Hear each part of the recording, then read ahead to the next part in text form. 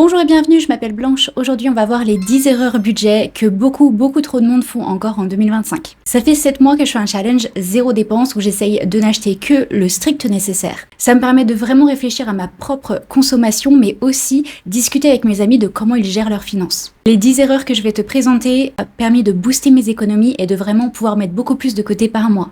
Au-delà du challenge zéro dépense, mon expérience, j'ai travaillé dans l'entreprise de la carte de crédit la plus connue au monde.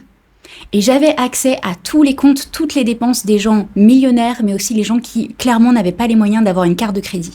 La première erreur, elle est évidente et pourtant émotionnellement si difficile à mettre en place. C'est de simplement ne dépenser pas plus de 30% de son salaire net dans son loyer. Ce qui veut dire que si tu gagnes 1500 € net par mois, tu ne devrais dépenser maximum que 450 € par mois dans ton loyer. Dans mon cas, l'année dernière, j'ai gagné 1800 € net par mois en moyenne et je dépense que 460 € de loyer par mois. Ce qui veut dire que je ne dépense que 25% de mon salaire dans mon loyer. Il y a trop de gens qui mettent 50% de leur salaire dans leur loyer et qui, après ça, n'ont plus aucun pouvoir d'achat. Donc comment je fais pour avoir un loyer aussi bas? C'est très simple, je vis dans une colocation avec des étudiants internationaux. Tout simplement, de partager un appartement, ça fait que je dépense moins. Si je faisais comme les autres personnes de mon âge à 30 ans et que je prenais un petit studio à 750 € par mois, ça n'a pas l'air si incroyable et pourtant ça fait 3600 € par an. Et ça me fait quoi? Mon voyage au Sri Lanka en décembre, je pourrais pas y aller parce que j'aurais mis tout mon argent dans mon loyer.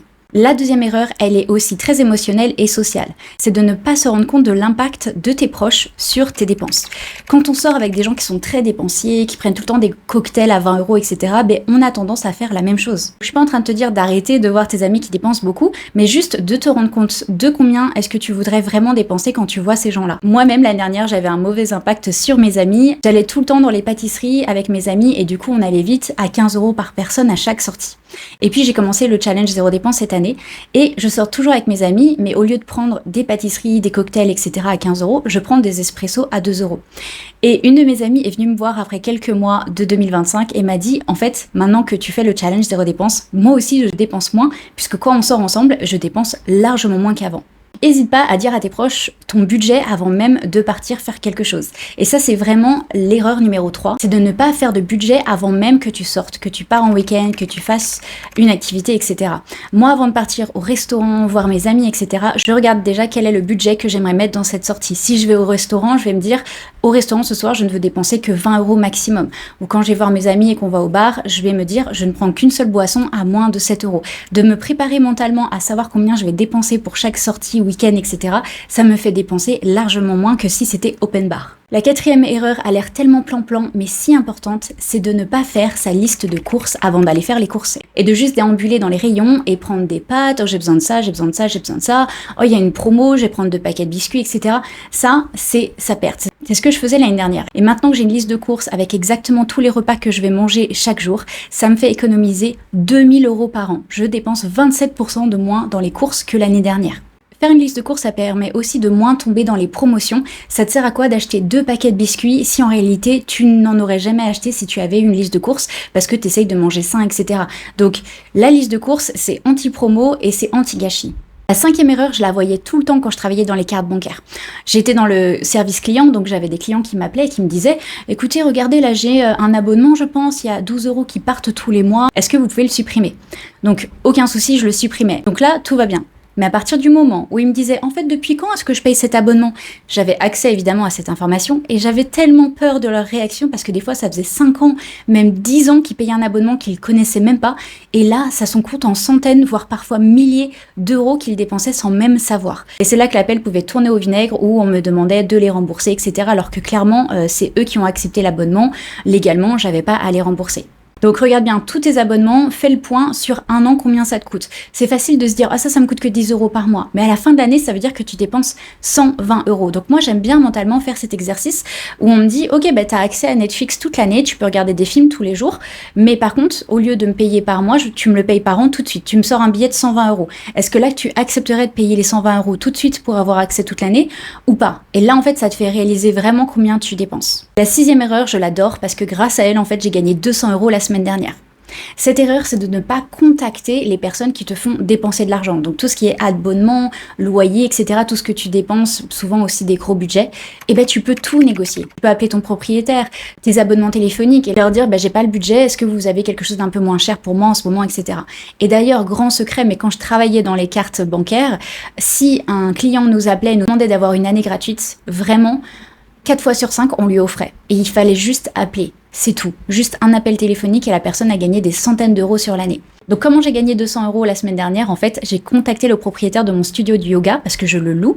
Je le loue 200 euros par mois. Et donc j'ai contacté le propriétaire, je lui ai expliqué que voilà, en été, j'avais beaucoup moins d'affluence dans le studio et que c'était difficile pour moi de payer un loyer aussi cher, etc. Et c'est tout. Je leur ai juste rappelé que voilà, je leur faisais quand même gagner 2800 euros par an, que j'étais toujours là, que je prenais jamais de pause, que ça faisait 2 ans que je dépensais tout cet argent chez eux.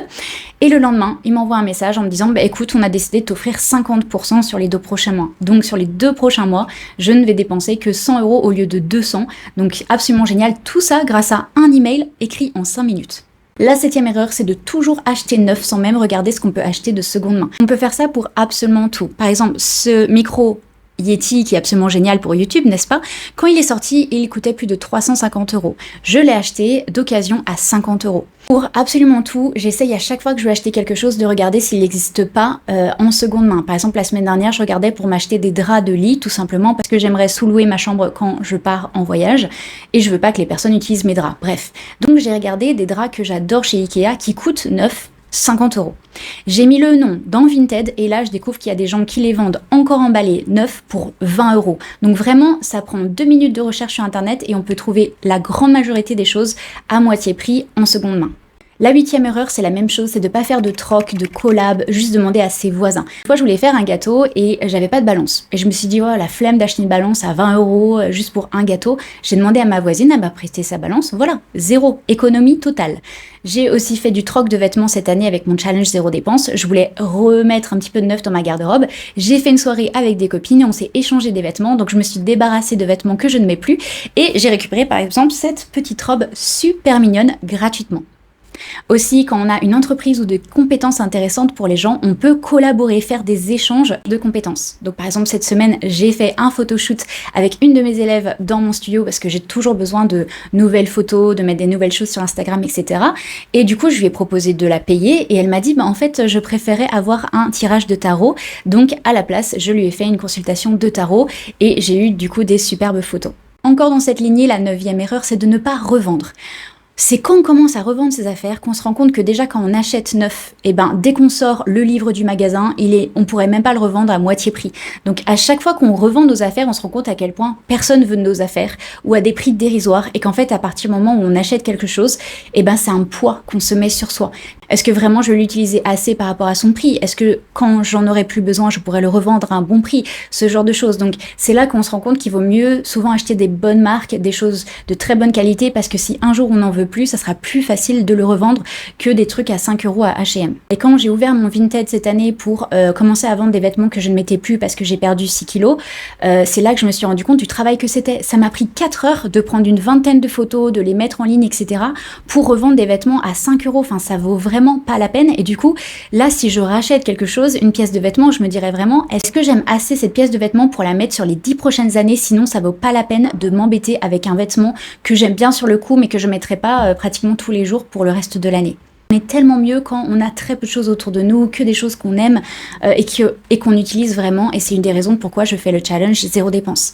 D'ailleurs, si jamais ça t'intéresse de commencer le challenge zéro dépense avec moi, n'hésite pas à prendre le petit PDF qui est gratuit dans la description de cette vidéo. De page en page, tu vas pouvoir mettre tout en place facilement pour commencer le challenge avec moi et épargner sur toute l'année. Et d'ailleurs, dans ce PDF, tu pourras écrire ce que tu gagnes vraiment et ce que tu dépenses tous les mois. Je sais que c'est fou, mais c'est la 9e erreur. Si là, je te demande combien est-ce que tu as gagné le mois dernier, à mon avis, tu vas savoir. Et si je te demande combien tu as dépensé le mois dernier, il y a moins de chances que tu le saches. Et c'est là que le bas blesse. C'est là qu'on vit toujours au-dessus de ses moyens et qu'on prend dans nos économies sans même s'en rendre compte.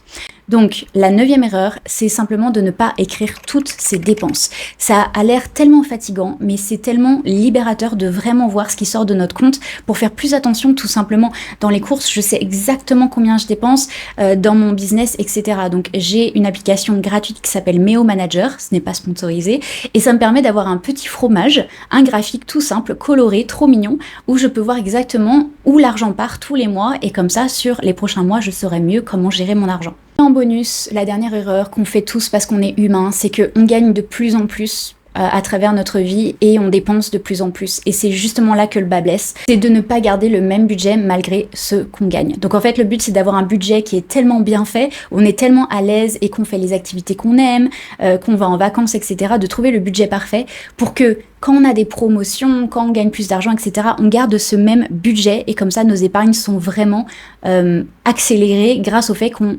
dépense toujours la même chose malgré nos revenus. Si jamais tu veux me suivre sur Instagram, n'hésite pas, c'est blanche-inspire.tarot. Si tu veux aller encore plus loin, voici les 12 astuces qui m'ont aidé à mettre 4 000 € de côté en 6 mois pendant mon challenge 0 dépense. À tout de suite!